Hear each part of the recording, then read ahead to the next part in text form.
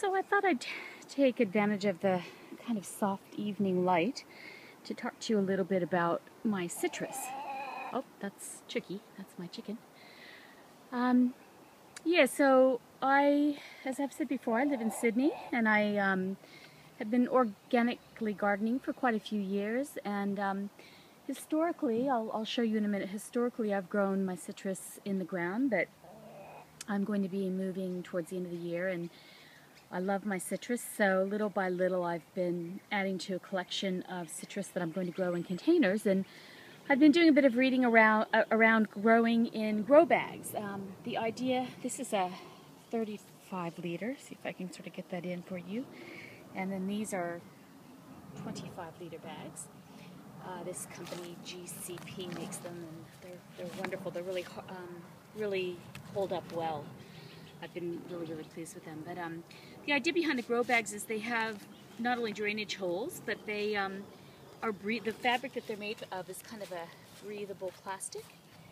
And so what happens is the root system sort of hits the edge of the bag, and rather than circling around and getting root bound, they just sort of stop and you get even more roots.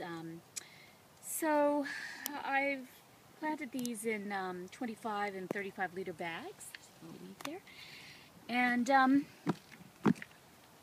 I'll wait until they get a bit bigger before I pot them up to a larger size. And so I've got a few different ones here. I have, let's see, I have these are all dwarf. I have a dwarf Valencia, some dwarf mandarins. I think one of them is the dwarf Meyer. I think the one with the pink blossoms is the dwarf Meyer.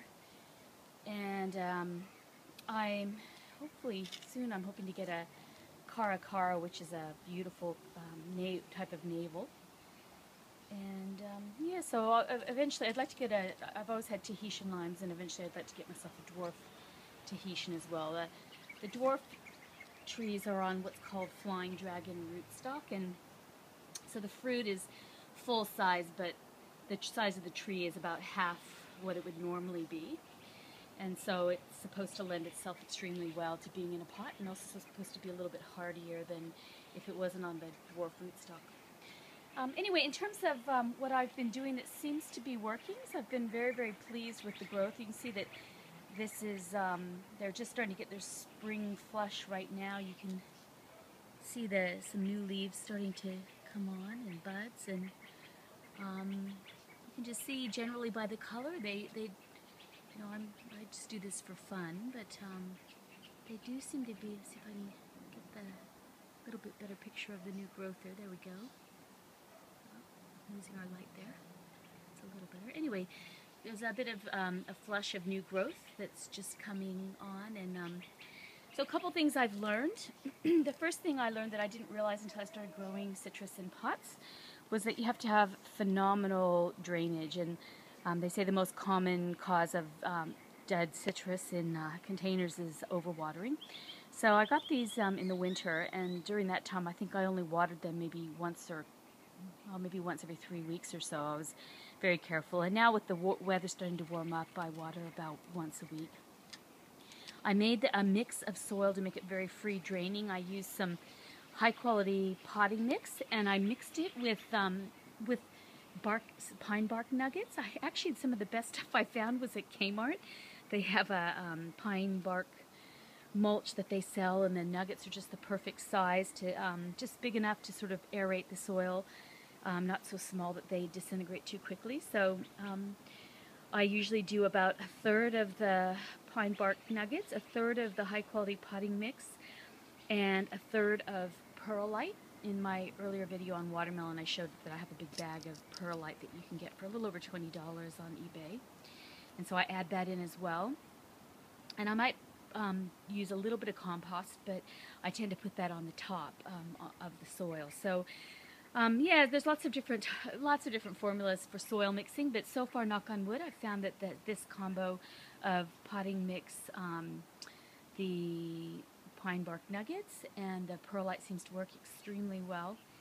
And yeah, they've been potted up like this for about a little over 3 months now, and they were just little sticks with a few leaves when I got them, and they're they're obviously looking very, very happy. In terms of how I fertilize, I again in my video on planting the watermelon seeds, I showed rocket fuel. I'll go show the items that I use in a minute. I use an organic pelleted chick manure fertilizer called rocket fuel. I also use another pelleted fertilizer called sea mungus. And I've recently, about 2 months ago, I added in some what's called mycorrhizal fungi. I'll show you, actually I showed the type that I use in the video on watermelon seeds. So I added a bit of that in as well, and it's going to be interesting to see if that does continue to help them build a very healthy root system. Yeah, 1 second, sweetie. That's my son. I'll talk to you in just a minute. I'm just filming right now, okay? So what else? I put a little bit of compost on top. I try to do a little bit of fertilizer frequently, so about once a month or every other month I'll just put a small little handful of the organic fertilizer that's very slow release. As you can see, I keep the soil mulched with either lucerne or sugarcane mulch. And yeah, oh, and then I try to put, I'll show you the container in a minute. I use go-go juice and also seaweed solution, and I put that in water, and about once a month or so I try to water that over the leaves and a bit into the soil just to keep any trace mineral deficiencies at bay. Citrus is very prone to trace mineral deficiencies, and that's why you often get the mottled yellow leaves, and so I find with that little bit of extra prevention the leaves are staying very green. And now that I'm in a growth spurt, every couple of weeks I've been spraying a bit of white oil, a very, very weak solution of white oil just on the new growth. And I'm hoping that will keep leaf miner at bay. I've had a few problems with that in the past with my trees in the ground, and it's probably not such a concern with those because they're large and they have quite a lot of leaves and a root system. But in a container, I'm a little more concerned. Sweetie, be careful. Don't fall on the blueberry. I was a little more concerned about the leaf miner when I. Oh, sweetie, please don't do that on me. I was a little bit more concerned about the leaf miner because these are smaller and will probably be a little bit smaller trees. So far, knock on wood, that's keeping it at bay. But yeah, that's always something I have to kind of watch out for. So yeah, so those are my citrus in pots. I can't recommend these grow bags highly enough. They're just wonderful. And I'll go over here and just quickly show you. Yeah. I know, silly guy. Okay, let me get through here, sweetie. We're stepping on the plants. I'm in the vegetable patch here. Let's come on out so we don't step on the flowers. So these are some of the things I use. This is the sea mungus. And yeah, quite a gentle, nice fertilizer. And then this is the rocket fuel, and I like this because my understanding is some of the proceeds go to the school growing programs around Australia, and it's just a good all-purpose organic, so far I've been quite happy with it. And I learned a while ago, I might move over here so we don't have to, Liam, can you move that please? It doesn't make so much noise. Yeah. I learned many years ago the value of rock dust. When I started adding a good handful of rock dust, yeah, a lot of my trace mineral deficiencies just took care of themselves. This breaks down very slowly and does seem to help. Before I started using it, I had a lot more issues with mineral deficiencies. And then, like I said, about once a month or so, or every couple weeks, I do a little bit of this go-go juice, or a bit of compost tea. I'll talk a bit about compost tea maybe in another video. And then whatever kind of seaweed plant food you might have on hand. There's quite a few different kinds. Here's I told you that in the past I've always grown my citrus trees in the ground. I try to keep them fairly small, and this is one of my Washington navels. Oops. Most of these are probably about 10 years old now, or 8-10 years old. But you can see the beautiful green lush growth, and this just had a big, we've just harvested the last Washington navel, and then the new flush started. So hopefully, you see it's already getting blossoms on it. And my lemonade is one that I neglected a bit, and it really struggled for a couple of years. And you see here, it's just starting to recover. So it has had a pretty good flush of new growth, and I've been giving it a bit of fertilizer and rock. I sort of backed off on the rock dust. I think that was part of the problem. Also, I let the citrus leaf miner get a little aggressive, and yes, this tree's been planted as long as the Washington navel, but you can see that neglecting it even a little bit has had an effect. So it's recovering now. Hopefully it will look good in a couple more years. This is my Tahitian lime. I love this tree. Again, I keep mine trimmed quite compact. I like to, I don't like the top to be any taller than I can reach to pick. I'll show you in a minute. I've got a couple that I've let them get too tall, and now I'm going to have to really trim them back because it's just too difficult to harvest.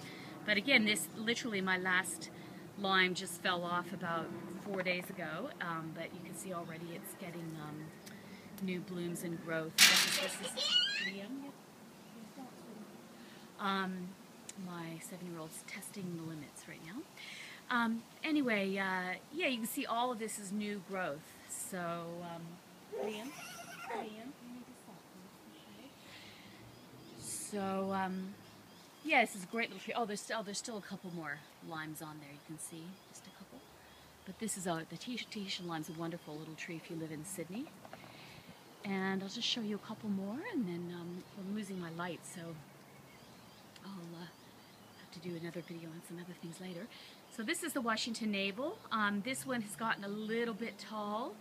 Once it's through fruiting, I'll probably trim that one down a little bit because it's getting a little hard. About the only thing that can harvest some of the higher Valencias is the possums. So, but yeah, again, you can see that about all I do with these is just give them a bit of fertilizer a few times a year, and the mineral rock dust, and I keep everything heavily mulched. That's the other thing. My trees in the ground are never without mulch. I think that's really critical. I'd never grow a citrus tree in the middle of the grass.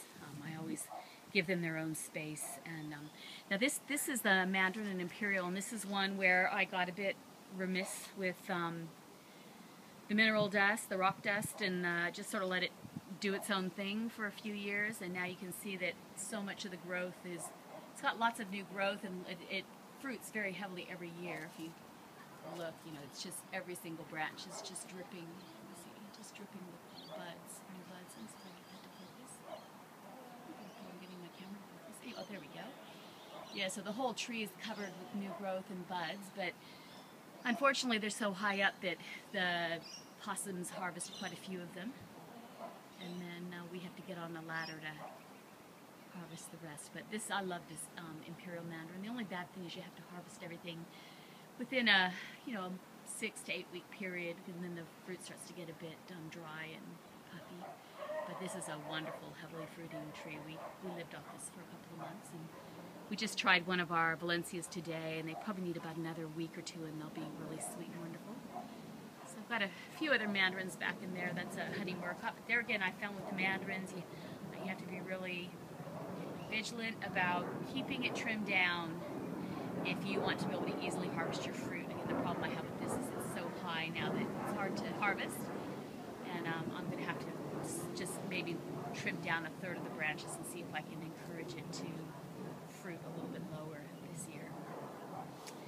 So yeah, so that's all my citrus in the ground. I also have a Mineola who's the fruit that it does get is wonderful, but it doesn't get very many. I probably don't have it in quite the right spot. Citrus need a lot of sun, and this one's kind of in an area that doesn't get as much sun, and it really makes a difference. So yeah, I'll every so often I'll do a video and show you how my citrus is going in the grow bags, and yeah, hopefully I'll find that in a couple, 3 years they're cropping and a good size, and I'll I'd like to eventually maybe move them up to about 60-liter bags. I found about anything past about 35 liters, it gets difficult to move the grow bag. Sorry about that, sweetie. I just tripped over a small child. So yeah, they're very movable at this size grow bag, and so you can sort of move them around for the sun. But yeah, eventually as they start to get bigger, I'll probably try to move them up to about maybe a 60-liter or so. They're not the most gorgeous thing in the West, but the citrus just really seems to thrive in it, and that's what's most important to me. So I'll keep you posted.